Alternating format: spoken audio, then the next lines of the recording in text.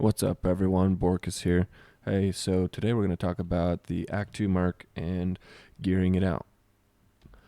So first things first is the weapon. Obviously, if you're elemental, you're going to probably want an infinity. Um, there's really just no need to explain that. Conviction aura. If you're physical, something like this, Reaper's Toll is probably what you're going to want to get. Socket it if you can.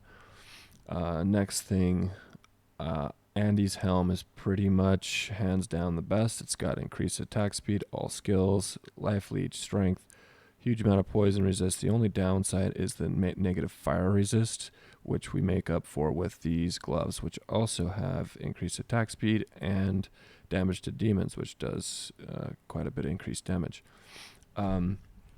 Next thing is the Bane Armor. This is one of the most undervalued pieces of gear in the game, in my opinion. The amount of physical and magic damage reduced that it gives you is huge. Also, that poison length reduce, cannot be frozen, and critical strike are huge.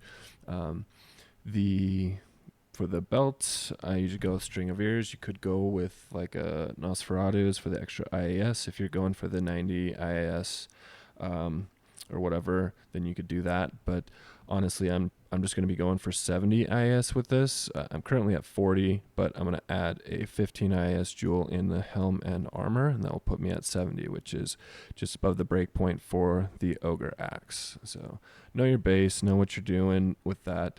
A lot of people say Man Catcher, but Man Catcher is honestly, it is actually the worst DPS. There's a really good video that breaks this down, and go check it out. Just search for PD2 best infinity base and you'll get it. Great video, huge. Everything you need to know is within the first couple minutes of that.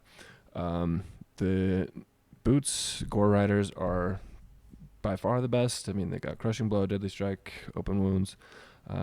You'll notice I'm a little bit low on a couple resists, but it doesn't really hurt. The fire resist, if you get a high roll fire resist on the gloves, it will max that. And then a couple of these items don't have slams yet. You could just go for whatever resist you're missing on those. But honestly, you don't even need it. This guy has no problem staying alive with the damage reduction and tons of leech. So no issues there. It'll be even better once I've got those couple IAS jewels. So that's pretty much it.